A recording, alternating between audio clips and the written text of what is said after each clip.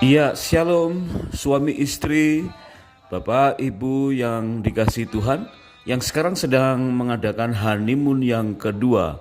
Kita sedang belajar tentang bagaimana kita belajar dari kesalahan lewat kegiatan kita saat melakukan honeymoon yang kedua.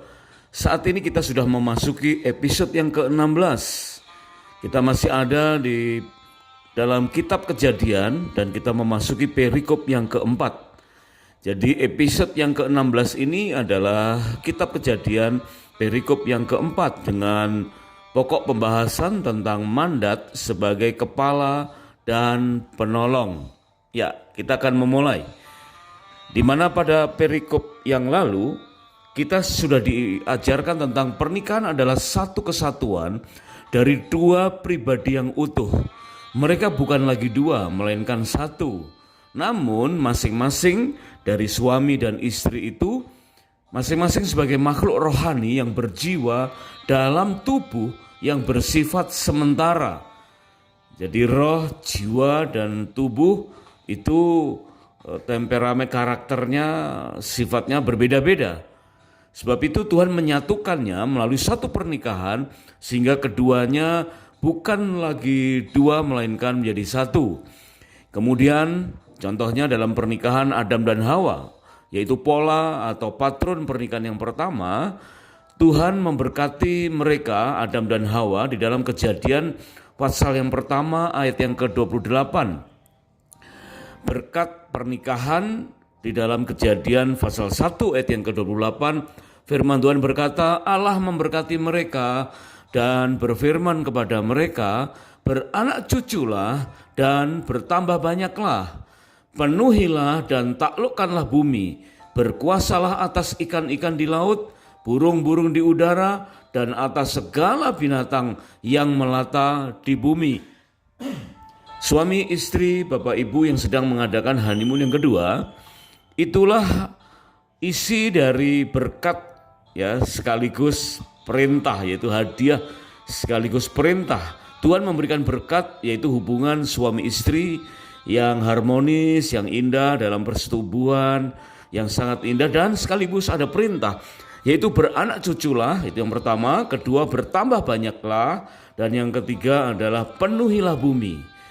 Dari tiga hal itu maka Tuhan melengkapi dengan otoritas untuk menaklukkan bumi, berkuasa atas seluruh ciptaan Tuhan.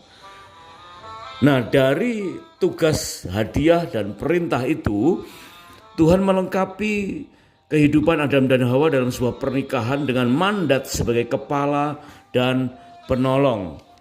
Jadi pada episode yang ke-16 ini, pada Kejadian perikop yang keempat, kita belajar bagaimana seorang suami yang diwakili oleh Adam mendapatkan mandat dari Tuhan sebagai kepala untuk mengepalai istri dan seluruh keluarganya. Dan bagaimana Tuhan memberikan mandat kepada istri yang diwakili oleh Hawa, yaitu untuk menjadi penolong, untuk menolong suami dan juga menolong seluruh keluarganya agar semuanya mencapai tujuan-tujuan ilahi yang Tuhan sudah berikan. Masing-masing pribadi di dalam sebuah rumah tangga haruslah mencapai destiny ilahi yang akhirnya sesuai dengan kehendak Tuhan. Nah, di dalam Kejadian pasal yang kedua ayat 7, 15 dan ayat yang ke-18, juga di dalam Efesus pasal yang kelima ayat yang ke-23, rangkaian firman Tuhan yang cocok untuk melengkapi mandat sebagai kepala dan penolong ini, yaitu dikatakan, kemudian Tuhan Allah membentuk manusia itu dari debu tanah dan menghembuskan nafas hidup ke dalam hidungnya. Demikianlah manusia itu menjadi makhluk hidup. Tuhan mengambil manusia itu dan menempatkannya di Taman Eden dan untuk mengerjakan dan memelihara taman itu. Dan Tuhan berfirman, tidak baik kalau manusia itu seorang diri saja. Aku akan menjadikan baginya penolong yang sepadan bagi dia. Karena suami adalah kepala istri, sama seperti Kristus adalah kepala jemaat. Saya ulang, pengertiannya sangat indah ini dan harus dimengerti dengan pengertian yang semakin jelas. Yaitu dikatakan Efesus 5 ayat yang ke-23, karena suami adalah kepala istri, sama seperti Kristus adalah kepala jemaat, dialah yang menyelamatkan tubuh. Nah, suami istri yang sedang mengadakan honeymoon yang kedua, kita akan memperdalam apa makna sebagai kepala. Suami memegang peran yang sangat penting dalam keberlangsungan siklus alam semesta. Coba sekarang kita perdalam ketetapan firman Tuhan dalam Kejadian 2 ayat yang ke-18 tadi, bahwa tidak baik kalau manusia itu seorang diri saja. Padahal Adam sudah diberi otoritas sebagai kepala untuk memimpin rumah tangganya. Sebab itu kalimat ini melengkapi bahwa dikatakan tidak baik kalau manusia itu seorang diri saja. Aku akan menjadikan penolong baginya yang sepadan dengan dia. Pada perikop yang keempat dari kitab Kejadian ini, kita harus memahami bahwa mandat sebagai kepala dan penolong itu ada dalam satu kesatuan. Suami sebagai kepala dan istri sebagai penolong itu adalah satu kesatuan yang tak terpisahkan. Karena suami istri bukan lagi dua, melainkan satu. Berarti ketentuan tentang suami sebagai kepala sudah tidak dapat ditawar-tawar kembali. Tuhan menciptakan Adam dan Hawa dalam keadaan imago Dei, dalam keadaan sempurna. Tetapi Tuhan tahu bahwa bagi Adam, penciptaan terhadap Adam dan Hawa itu perlu dipersatukan, tidak bisa dipisahkan meskipun dalam pribadi yang terpisah. Bagi Tuhan, penciptaan Adam dalam keadaan baik, tetapi Tuhan tahu bahwa bagi Adam keadaan seorang diri itu tidak baik. Jadi perlu dipersatukan, yaitu peran istri sebagai penolong. Jadi selain peran suami sebagai kepala yang tidak dapat ditawar-tawar lagi, maka peran istri sebagai penolong pun juga tidak dapat ditawar-tawar kembali. Karena pengertiannya adalah kepala itu mempunyai satu tugas yang begitu berat. Kita tahu di dalam Markus pasal yang keempat, ayat yang ke-8 digambarkan bahwa ada benih yang ditabur ke sebuah tanah ya atau lahan ya, dan kiranya kita menjadi tanah yang baik, dan tanah yang baik itu menggambarkan hati yang baik. Hati yang baik itu karena terdiri dari kepala atau pikiran, perasaan dan keinginan yang baik pula, sehingga menjadi tanah yang subur. Padahal dikatakan kemungkinannya ada beberapa ya, tanah atau pikiran, perasaan dan hati manusia itu bisa digambarkan sebagai tanah yang berbatu, yang memiliki unbelief stone, yaitu batu-batu ketidakpercayaan. Kemudian bisa berupa tanah yang keras yang di pinggir jalan, atau berupa tanah yang bersemak duri, yaitu ada himpitan, baik itu kenikmatan hidup maupun penderitaan atau kesengsaraan. Nah, suami sebagai kepala harus bisa mengatasi ini semua dan harus menciptakan suasana yang baik, menjadi tanah yang subur, menjadi kepala yaitu pikiran, kemudian perasaan, hati yang subur, yang bisa memimpin keluarganya atas kehendak Tuhan. Sebab dikatakan Tuhan tahu bahwa Adam merasa tidak akan sanggup lagi jika tidak ada penolong yang sepadan dengan dia. Bapak, Ibu, suami istri yang sedang mengadakan honeymoon yang kedua, dikatakan peran suami sebagai penolong perlu dibantu, ditolong oleh peran istri. Meskipun katakanlah istri itu mempunyai pendidikan yang lebih tinggi dari suami. Katakanlah istri boleh saja dibilang mempunyai kasta ya, atau level peran sosial, peran ekonomi yang lebih tinggi daripada suami. Tetapi prinsip suami sebagai kepala itu adalah ketetapan Tuhan. Jadi meskipun istri katakanlah lebih tinggi, lebih pintar, lebih cerdas, ya punya temperamen dominan dan lain sebagainya, tetapi status istri tetap sebagai penolong. Sebab itu alangkah baiknya jika istri yang dominan, istri yang katakanlah bergaji lebih besar, ya, penghasilan lebih tinggi, itu menolong keberadaan suami sebagai kepala. Katakanlah istri punya banyak ide, punya banyak pendapat karena pendidikannya lebih tinggi, tetapi pendapat atau pendidikan istri itu biarlah dijadikan sebagai bagian dari usulan. Usulan dengan berbagai macam alternatif-alternatif yang mempermudah kepala memutuskan, yang akan mempermudah suami memutuskan, dan keputusan tetap dipegang oleh kepala. Supaya suami dan istri akan menjadi keluarga yang baik. Dikatakan nama baik itu sulit menempel tetapi mudah lepas. Sebaliknya nama buruk mudah menempel tetapi sulit lepas. Sebab itu suami sebagai kepala perlu peranan istri sebagai penolong. Pada kesempatan honeymoon yang kedua kali ini, pada episode yang ke-16, kitab Kejadian perikop yang ke-4, kita belajar bahwa mandat suami sebagai kepala itu berlaku dalam semua dimensi. Jadi benar-benar bukan bergantung oleh tingginya pendidikan atau status sosial, kasta dan lain-lain, saudara. Tetapi kita bisa menghargai bahwa suami memang mendapatkan mandat Tuhan untuk menjadi kepala bagi istri dan bagi seluruh keluarganya.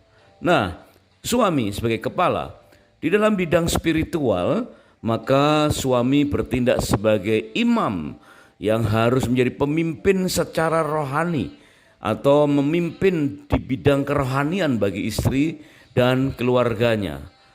Sebagai kepala, suami juga bertindak sebagai nabi, yaitu pribadi yang mempunyai hubungan intim dengan Tuhan, menjadi penyambung lidah, ya, penyambung isi hati Tuhan bagi istri dan keluarganya. Jadi hari ini kita bisa terapkan kembali posisi yang benar suami sebagai kepala, yaitu dalam bidang spiritual sebagai imam dan sebagai nabi. Jadi seharusnya lah suami mengambil keputusan-keputusan penting tentang spiritualitas atau kualitas dari spiritualitas dari istri dan anggota keluarganya. Seluruh anggota keluarganya benar-benar ada dalam pengayoman suami sebagai kepala. Ya, fungsi suami sebagai kepala dalam bidang otoritas, perlindungan, pengayoman, pemeliharaan, maka suami digambarkan sebagai raja. Raja yang bukan sekedar memerintah, hanya nyuruh-nyuruh ini itu saja, tidak.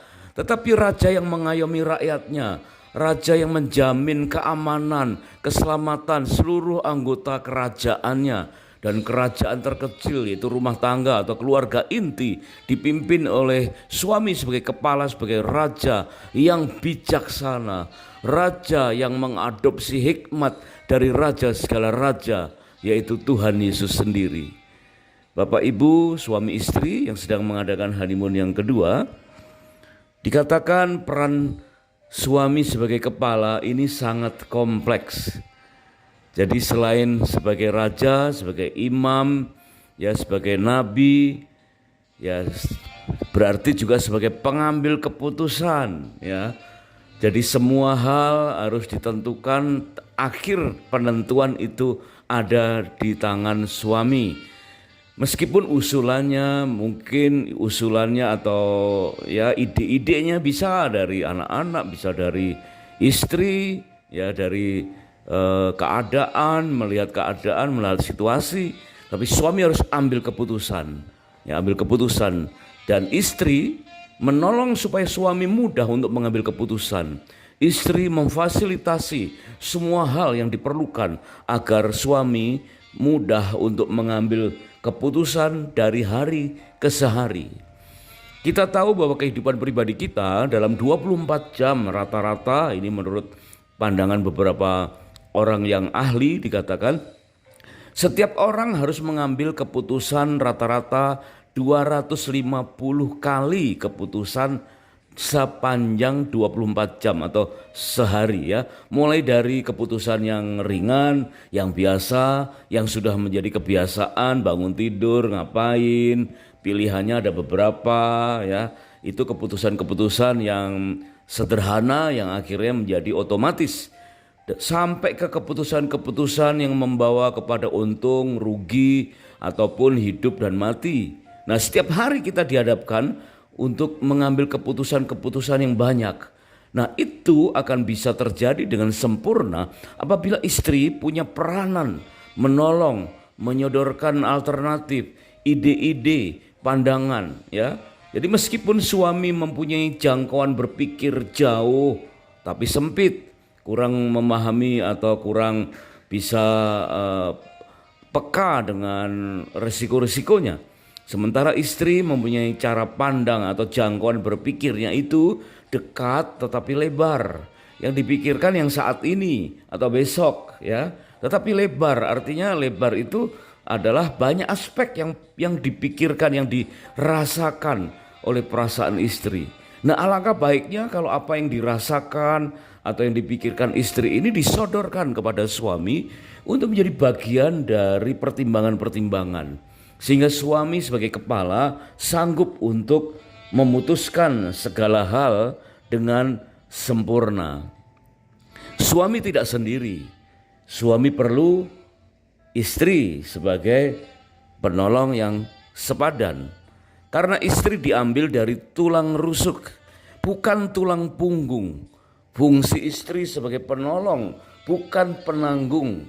Suamilah penanggung jawab keluarga itu. Suamilah penanggung jawab yang utama dalam kehidupan rumah tangga itu.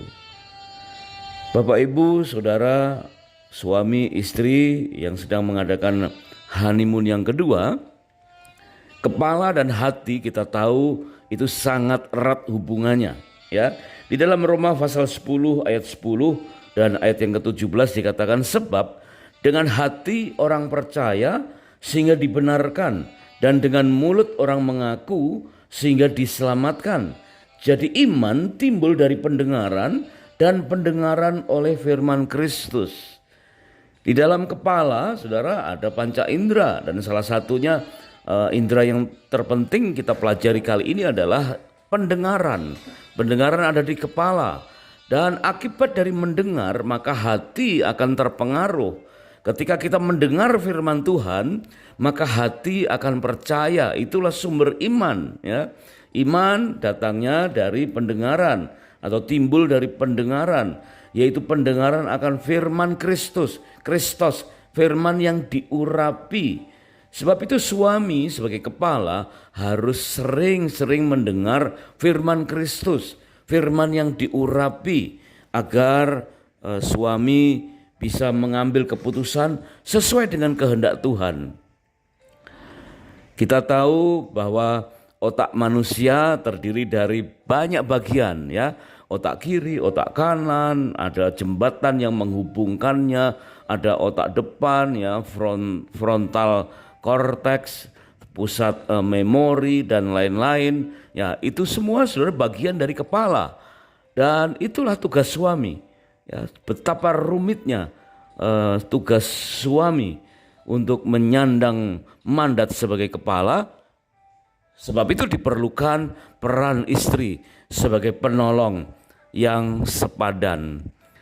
Dan kita tahu bahwa suami umumnya sebagian besar dikatakan sebagai single track ya, bisa melakukan atau konsentrasi dalam satu hal ya, dalam waktu yang sama. Sementara istri beberapa dikenal sebagai multiple track, bisa melakukan banyak hal dalam waktu yang sama ya. Kita mungkin mengenal ibu kita atau istri kita ya, itu bisa pagi-pagi bisa sambil memasak atau menghangatkan nasi lauk ya, sambil menjaga anak, menggendong anak, kemudian sambil menjalankan mesin cuci ya, memasukkan cucian ke mesin cuci. Sementara ada telepon masuk, masih bisa menjawab telepon masuk. Nah, itulah keistimewaan istri. Sebab itu Tuhan sangat baik menyediakan penolong ya bagi suami dalam diri istri yang benar-benar siap menjadi penolong yang sepadan yang diperlukan oleh istri, oleh suami. Kepala dan penolong harus sama-sama subur. Ya, suami dan istri harus sama-sama utuh dan sehat. Kepala dan penolong yang subur, yang sehat, yang bisa bekerja sama dengan baik sehingga menghasilkan kondisi rumah tangga sebagaimana kitab Kejadian Beresit yang sejak pada mulanya dalam keadaan baik. Dan sampai saat ini pun suami sebagai kepala bertindak sebagai payung, sebagai raja, sebagai pelindung, dan istri sebagai penopang, sebagai penolong, sehingga anak-anak menjadi pribadi yang terayomi, terpelihara dengan baik. Mandat sebagai kepala dan penolong melekat erat dalam kesatuan suami dan istri. Demikianlah suami dan istri bukan lagi dua melainkan satu, sehingga kepala dan penolong itu ada dalam keadaan satu paket, satu kesatuan yang dipraktekkan, dioperasionalkan secara bersama-sama antara suami yang mengerti akan mandat ilahi dan istri yang mengerti akan mandat ilahi, sehingga suami sebagai kepala, istri sebagai penolong bekerja sama menuju kepada destiny ilahi. Kiranya Tuhan Yesus memberkati pernikahan kita semua. God bless you. Thank